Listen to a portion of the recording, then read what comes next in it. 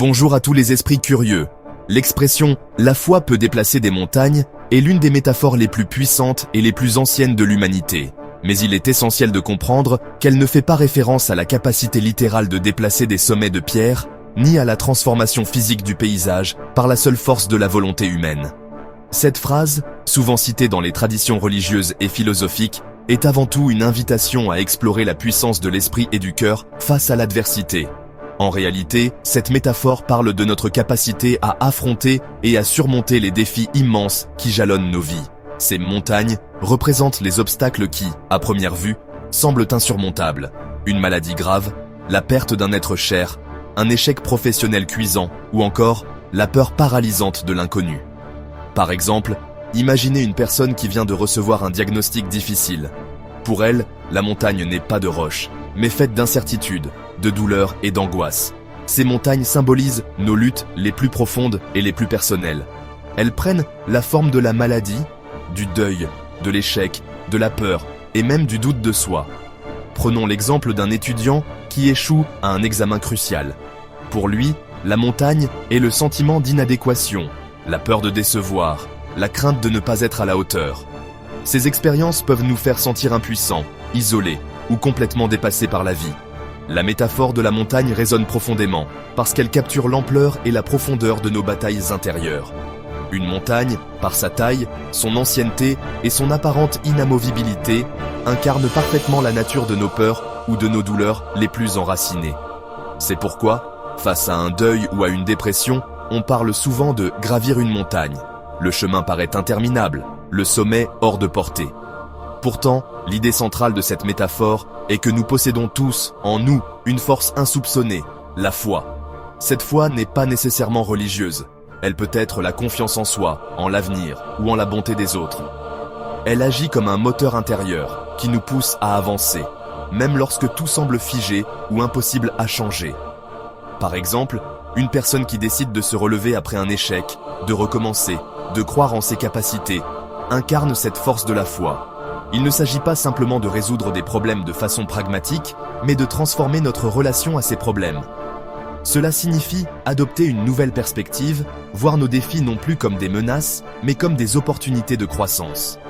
Par exemple, une personne qui médite ou qui tient un journal pour réfléchir à ses difficultés apprend à se connaître, à comprendre ses réactions et à répondre avec plus de courage et de sérénité. La foi, en ce sens, déplace notre perspective. Elle nous fait passer de la contemplation de la taille de l'obstacle à la découverte du potentiel qui sommeille en nous. Elle nous encourage à regarder au-delà de la difficulté immédiate, à imaginer des solutions créatives, à croire que nous pouvons évoluer et nous adapter. Par exemple, un entrepreneur qui fait face à la faillite peut, grâce à la foi en son projet ou en son équipe, trouver la force de rebondir et d'innover. La foi nous appelle à éveiller le géant intérieur, à croire que nous sommes bien plus que la somme de nos circonstances. Notre valeur ne se mesure pas à la hauteur de nos épreuves, mais à la façon dont nous choisissons d'y faire face. Par exemple, une personne qui traverse une période de chômage peut découvrir en elle des ressources insoupçonnées, des talents cachés ou une nouvelle vocation. La foi, c'est aussi la capacité de s'entourer des bonnes personnes, de demander de l'aide sans honte et de puiser dans la force collective lorsque la montagne semble trop haute pour être gravie seule. Par exemple, un groupe de soutien, une famille unie ou même un simple ami à l'écoute peuvent devenir des alliés précieux dans l'ascension de nos montagnes personnelles. Les montagnes de la vie sont bien réelles, mais notre force intérieure l'est tout autant. Cette force se nourrit de chaque petit pas accompli, de chaque victoire, même minuscule, sur le doute ou la peur. Par exemple, une personne qui, jour après jour, affronte sa timidité en prenant la parole en public, construit peu à peu une confiance solide, pierre après pierre. Avec une foi inébranlable, nous acquérons le levier nécessaire non seulement pour escalader, mais parfois même pour déplacer nos montagnes. Cela ne se fait pas en un jour, mais un pas à la fois, avec persévérance et détermination. L'histoire de personnes ayant surmonté des handicaps, des épreuves extrêmes ou des injustices témoigne de cette capacité humaine à transformer l'impossible en possible. Ce processus est un témoignage vivant de la puissance de l'esprit humain aligné avec un but. La résilience naît lorsque l'on croit en soi, en l'avenir, et que l'on s'autorise à rêver au-delà des limites imposées par la réalité du moment. Par exemple, des équipes sportives qui, contre toute attente, remportent la victoire grâce à leur cohésion et à leur foi commune. En définitive, la foi nous invite à remodeler notre avenir, aussi insurmontable que le présent puisse paraître. Elle nous rappelle que chaque montagne, aussi imposante soit-elle, peut être abordée avec espoir, persévérance et confiance en notre potentiel. C'est un appel à ne jamais sous-estimer la force qui sommeille en chacun de nous et à croire que, pas après pas, nous pouvons transformer nos vies et inspirer ceux qui nous entourent. Si ce message vous a touché ou inspiré, pensez à liker la vidéo et à partager vos réflexions en commentaire. Quelle est la montagne que vous souhaitez déplacer dans votre vie? Et si vous souhaitez simplement soutenir la chaîne, mais que vous n'avez rien de particulier à dire, écrivez « savoir » en commentaire. Cela aide énormément et montre la force de notre communauté. Restez avec nous pour la suite, car nous allons explorer encore plus en profondeur le pouvoir de la foi et de l'esprit humain. La foi en Dieu agit comme une ancre psychologique, un point de stabilité intérieure auquel l'esprit peut se raccrocher lorsque tout semble incertain ou menaçant. Dans un monde souvent chaotique, où les événements extérieurs échappent à notre contrôle, cette foi offre une stabilité profonde. Par exemple, face à une crise personnelle ou à une période de bouleversement social, croire en une force supérieure permet de garder son calme et de ne pas sombrer dans l'angoisse. La foi procure également un sens au but et à la signification de la vie. Elle aide à répondre à des questions existentielles telles que « Pourquoi suis-je ici ?» ou « Quel est le sens de ma souffrance ?» En donnant une perspective plus large, elle permet de voir chaque expérience, même difficile, comme faisant partie d'un plan plus vaste. Cette quête de sens se manifeste dans la lecture de textes sacrés, dans les discussions profondes avec autrui ou dans la transmission de valeurs à la génération suivante. Par exemple, un parent peut expliquer à son enfant que la bonté et la compassion sont des vertus encouragées par la foi, donnant ainsi une direction morale claire. Cette croyance instille une valeur intrinsèque à la personne, indépendante de la validation externe. Même lorsque l'on se sent rejeté ou incompris par la société, la foi rappelle que l'on possède une dignité et une importance inaliénables simplement parce que l'on est aimé ou voulu par Dieu. La foi devient alors un moteur de motivation, transformant les actions quotidiennes en quêtes significatives. Aider un voisin, s'engager dans le bénévolat ou simplement accomplir son travail avec intégrité prennent une dimension nouvelle, car chaque geste est perçu comme une contribution à quelque chose de plus grand que soi. La foi crée également un dialogue interne avec le divin. Une conversation intime qui devient une source de réconfort et de guidance, surtout dans les moments de solitude ou de détresse.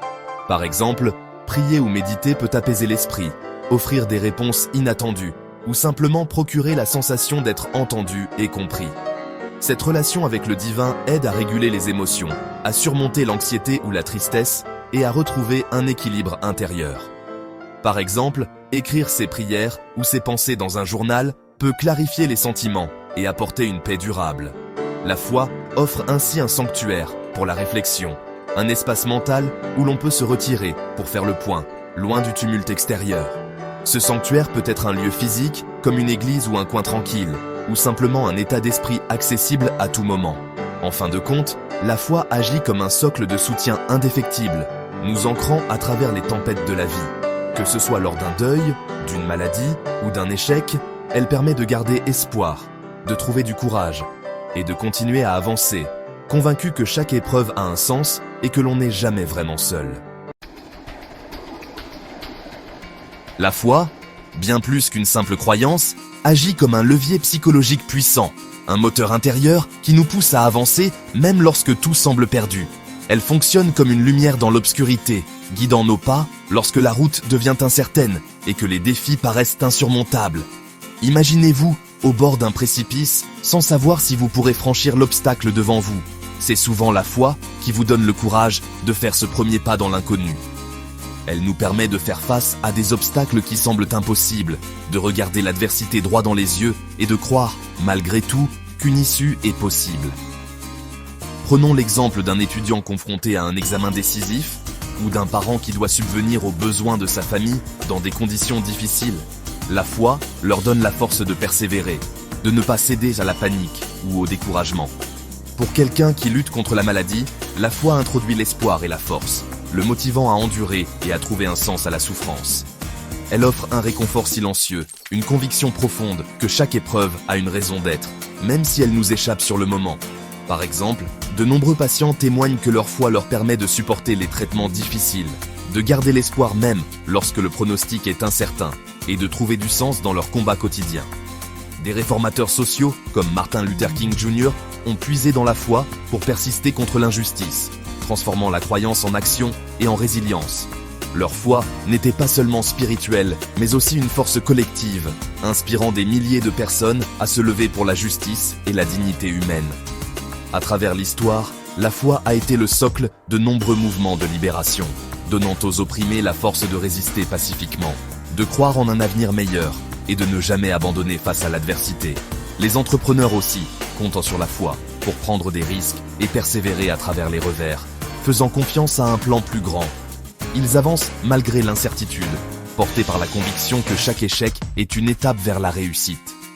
Par exemple, de nombreux chefs d'entreprise racontent que c'est leur foi en leur vision qui les a aidés à surmonter les faillites, les refus d'investisseurs ou les critiques, et à rebondir plus fort après chaque chute. La foi recadre l'échec, non pas comme une fin, mais comme une leçon ou un nouveau commencement. Elle transforme la défaite en opportunité de croissance, en invitation à se relever plus fort et plus sage. Un athlète, par exemple, peut voir une défaite non comme une humiliation, mais comme une occasion d'apprendre, de s'améliorer et de revenir plus déterminé lors de la prochaine compétition. Elle fournit le courage de continuer quand la logique dit d'abandonner. Dans les moments de solitude ou de doute, la foi devient ce fil invisible qui nous relie à l'espoir et à la persévérance. Même lorsque tout semble s'effondrer autour de nous, elle nous pousse à avancer, à croire qu'un lendemain meilleur est possible et à ne pas céder à la résignation. Cette perspective transforme les revers en catalyseurs de croissance. Chaque difficulté surmontée devient une preuve de notre résilience, un témoignage de notre capacité à évoluer. Par exemple, une personne ayant traversé une période de chômage peut, grâce à la foi, transformer cette épreuve en opportunité de se réinventer, d'apprendre de nouvelles compétences et de rebondir dans une nouvelle carrière. La foi n'efface pas la douleur, mais elle nous donne un cadre pour y trouver un but. Elle nous aide à donner un sens à nos épreuves, à voir au-delà de la souffrance immédiate. Par exemple, après une perte ou un deuil, la foi peut offrir un espace pour la guérison, permettant à la personne endeuillée de croire que la vie a encore un sens, même si la douleur persiste. C'est la force tranquille qui murmure. Continue, même dans les moments les plus sombres. Elle nous rappelle que la lumière finit toujours par percer, même après la nuit la plus noire. Cette conviction intime, souvent inexplicable, est ce qui permet à tant de personnes de traverser les pires tempêtes de la vie sans perdre espoir. Par la foi, nous trouvons la force de déplacer nos montagnes personnelles, de surmonter nos peurs et de réaliser l'impossible. C'est elle qui, au bout du compte, nous permet de transformer nos épreuves en victoires et d'écrire notre propre légende, que ce soit dans la maladie, l'injustice, l'échec ou la solitude. La foi agit comme un fil conducteur, reliant chaque expérience à une histoire plus vaste de croissance, de courage et de transformation. La foi opère comme une véritable alchimie spirituelle, transformant la peur, le doute et l'incertitude en résilience, en courage et en action constructive. Imaginez une personne traversant une période difficile, perte d'emploi, maladie ou solitude profonde. Dans ces moments, la foi agit comme une force invisible, subtile mais extraordinairement puissante, qui influence nos pensées les plus profondes et nos réactions face à l'adversité. Elle devient un phare dans la nuit, une lumière qui guide nos pas lorsque tout semble obscur et que les repères habituels disparaissent. À la base, la foi cultive l'espoir. Non pas un espoir naïf ou irréaliste, mais une conviction profonde qu'un avenir meilleur est possible, même lorsque les circonstances semblent désespérées. Par exemple, une personne confrontée à une maladie grave peut, grâce à la foi, garder l'espoir d'une guérison ou d'une amélioration, ce qui influence positivement son moral, et parfois même son rétablissement. Cet espoir agit comme un moteur intérieur, nourrissant notre capacité à rêver, à imaginer des lendemains meilleurs et à persévérer malgré les obstacles. Il nous permet de voir au-delà de la situation présente et d'envisager des solutions ou des issues inattendues. Cet espoir, généré par la foi, crée un effet d'attente positive.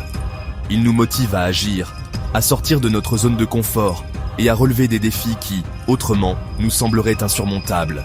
Par exemple, un étudiant qui croit en ses capacités, même après plusieurs échecs, persévérera dans ses études et finira par réussir. La foi nous pousse à croire en nos propres ressources, à développer notre potentiel et à ne pas abandonner face aux doutes ou à la difficulté. La foi joue également un rôle crucial dans la gestion de la peur. Elle nous aide à lâcher prise sur ce que nous ne pouvons pas contrôler, à accepter l'incertitude et à faire confiance au processus de la vie. Prenons l'exemple d'une personne anxieuse à l'idée de perdre un être cher. La foi peut lui permettre de trouver la paix intérieure, même au cœur du chaos, en acceptant que certaines choses échappent à notre volonté. Cette capacité à lâcher prise réduit l'anxiété et favorise un état d'esprit plus serein et résilient. Un autre aspect fondamental de la foi est sa capacité à recadrer le doute. Plutôt que de voir le doute comme un signe de faiblesse ou d'échec, la foi nous invite à le considérer comme une opportunité de croissance. Par exemple, une personne qui remet en question ses croyances religieuses ou spirituelles peut, à travers ce questionnement, approfondir sa compréhension et renforcer sa conviction. Le doute devient alors un moteur de réflexion, un appel à explorer nos convictions, à les affiner et à les enrichir. S'engager activement avec le doute, en discutant avec d'autres ou en cherchant des réponses, permet d'approfondir et de renforcer la croyance. Par exemple, lors de discussions avec des amis ou des conseillers, on découvre de nouvelles perspectives qui consolident la confiance et la résilience de la foi. Ce dialogue, qu'il soit intérieur ou partagé, est essentiel pour faire évoluer nos convictions et les adapter aux réalités de la vie. Ce processus d'exploration et de choix mène à une transformation personnelle profonde. Choisir la foi plutôt que la peur, l'espoir plutôt que le désespoir, c'est façonner activement son identité et sa vision du monde. Par exemple, une personne qui traverse une crise existentielle peut, grâce à la foi, redéfinir ses priorités et trouver un nouveau sens à sa vie. Chaque choix, chaque pas vers la lumière contribue à bâtir une personnalité plus forte, plus ouverte et plus confiante. La foi favorise également l'émergence de vertus essentielles telles que la patience, la gratitude et la compassion. Par exemple, une personne animée par la foi sera plus encline à aider les autres, à faire preuve de compréhension et à exprimer sa reconnaissance pour les petites choses de la vie.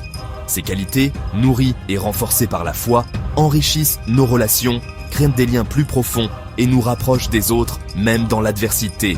En définitive, la foi devient un véritable chemin de développement personnel. Elle remodèle notre caractère, élargit notre vision du monde et nous pousse à apprendre, à évoluer et à embrasser la vie avec ouverture et curiosité. Par exemple, une personne qui s'engage dans une démarche de foi sera plus disposée à lire, à se former, à rencontrer de nouvelles personnes et à s'ouvrir à d'autres cultures ou idées. En fin de compte, la foi n'est pas seulement un système de croyances abstrait, mais une manière concrète de grandir, de s'épanouir et de prospérer. Elle transforme notre esprit, nous permet de devenir la meilleure version de nous-mêmes et nous prépare à affronter le monde avec courage, bienveillance et une confiance renouvelée. Grâce à la foi, chaque épreuve devient une occasion de se dépasser, chaque rencontre une opportunité d'apprendre et chaque jour une nouvelle chance de s'accomplir pleinement. La foi, lorsqu'elle est vécue collectivement, devient une force bien plus puissante que la somme des croyances individuelles. Dans une communauté, chaque personne apporte ses espoirs, ses doutes et ses convictions, créant ainsi une énergie partagée qui transcende l'expérience personnelle. Ensemble, les croyants forment un réseau de soutien où chacun trouve réconfort et encouragement. Par exemple, dans les moments de deuil ou de maladie, la communauté se rassemble pour offrir une aide concrète, des prières ou simplement une présence bienveillante. Ce soutien rend la foi tangible, presque palpable, et permet à chacun de se sentir moins seul face à l'adversité. L'histoire regorge d'exemples où la foi collective a été le moteur de grands changements sociaux. Des mouvements comme la lutte pour les droits civiques, la résistance pacifique de Gandhi ou encore les marches pour la paix ont tous été portés par des communautés unies, par une croyance commune en la justice et la dignité humaine. Cette foi partagée donne le courage d'affronter l'injustice et d'espérer un avenir meilleur. En période de crise, la solidarité communautaire devient vitale. Qu'il s'agisse de catastrophes naturelles, de conflits ou de difficultés économiques, les membres d'une communauté de foi se mobilisent pour offrir un soutien matériel, émotionnel et spirituel. Ce filet de sécurité permet à chacun de traverser l'épreuve avec plus de force et d'espoir. La transmission de la foi à la nouvelle génération est un pilier fondamental de la vie communautaire. À travers l'enseignement, les rituels et les traditions, les adultes transmettent non seulement des croyances, mais aussi des valeurs, des histoires et un sentiment d'appartenance. Ainsi, la foi devient une réalité vécue, ancrée dans le quotidien et perpétuée de génération en génération.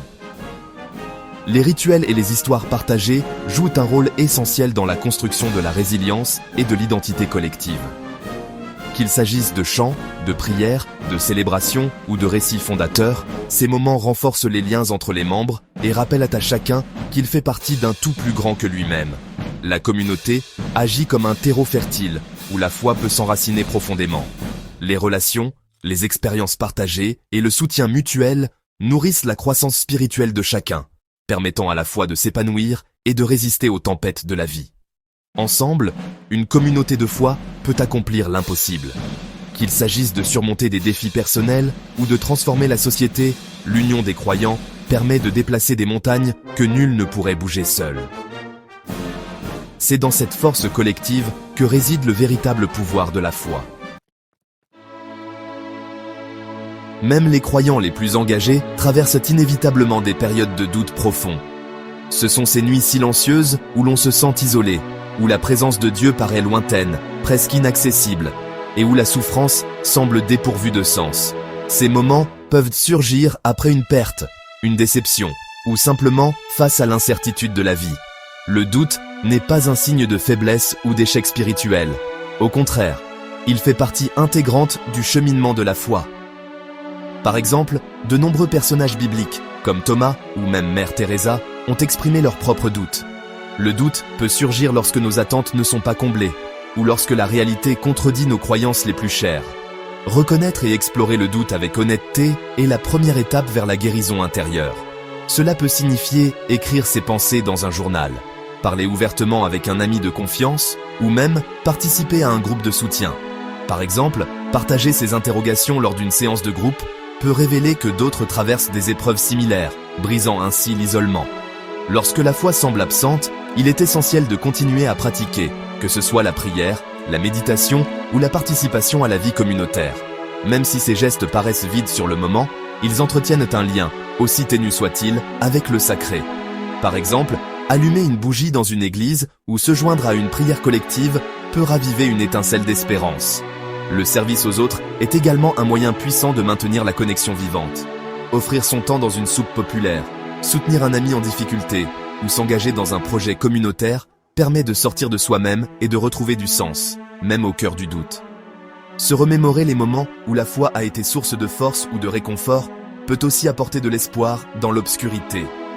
Par exemple, regarder de vieilles photos, tenir un objet symbolique ou se rappeler une prière exaucée peut raviver la confiance que la lumière reviendra.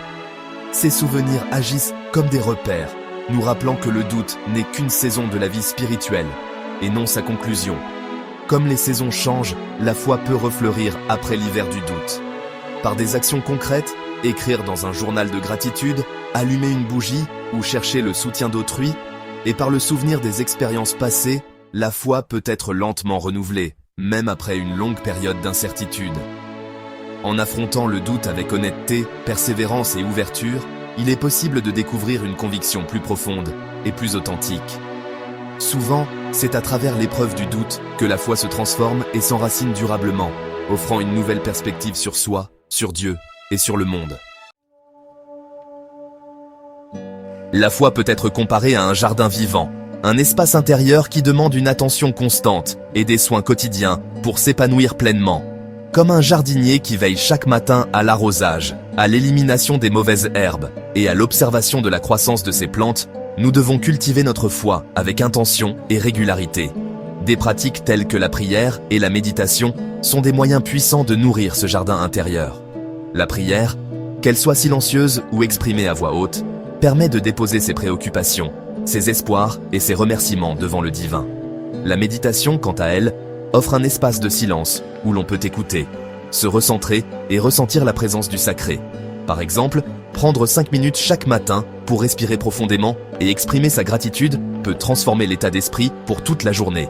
S'engager régulièrement avec les textes sacrés, comme la Bible, le Coran ou d'autres écrits de spirituels, nourrit l'esprit et l'âme. Lire un passage chaque jour, puis prendre le temps de réfléchir à sa signification, permet d'approfondir sa compréhension et d'intégrer ses enseignements dans la vie quotidienne. Par exemple, méditer sur un verset inspirant peut offrir des réponses à des questions personnelles ou guider des choix importants. Pratiquer la gratitude, c'est choisir de porter son attention sur ce qui est déjà présent et positif dans sa vie. Cela déplace le regard du manque vers l'abondance, favorisant le contentement et l'émerveillement.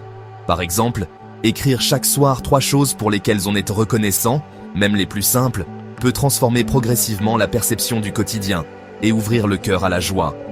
Tenir un journal de gratitude est un outil concret pour remodeler notre perspective. Relire ses propres mots lors de moments de doute rappelle les bénédictions déjà reçues et renforce la confiance en l'avenir.